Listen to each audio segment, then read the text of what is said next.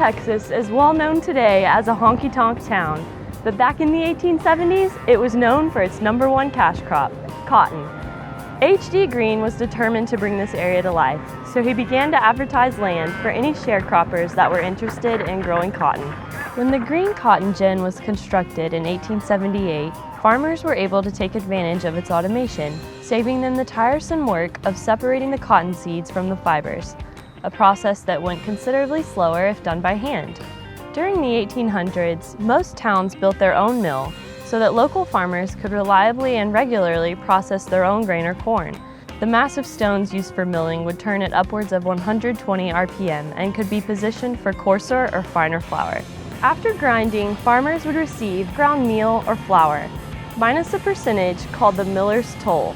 Communities like Gruene were dependent on their local mill, as baked bread was a staple part of the frontier diet. Powered by water from the Guadalupe River, the gin was steam-operated and provided jobs throughout the community.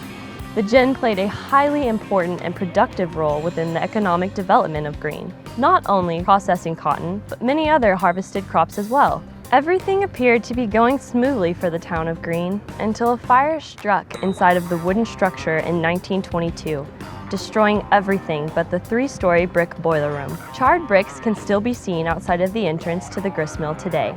After this devastation had struck, things began to look up as the first electric cotton gin in Texas was built down the road in 1923. Its success once again created a thriving economy, but due to the boll weevil infestation, this success was also short-lived. A boll weevil is a small bug that feeds on the fibers of a cotton boll.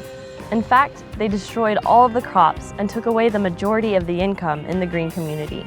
The original cotton gin may no longer stand, but it's the gin's boiler room that now welcomes thousands of visitors into the GRISTMILL restaurant. The GRISTMILL offers indoor and outdoor dining on decks overlooking the Guadalupe River. I don't really know how many tables are in there, but we seat about 800 people. The GRISTMILL has been serving Gruene, Texas, and visitors from all over the world since 1977. One of the most ordered things is chicken fried steak. We've served that from the very beginning. It was one of the original recipes that we put on the menu, and we sell more chicken fried steaks than anything else on the menu. And actually, that is one of my favorites. Come on out and take a bite into history.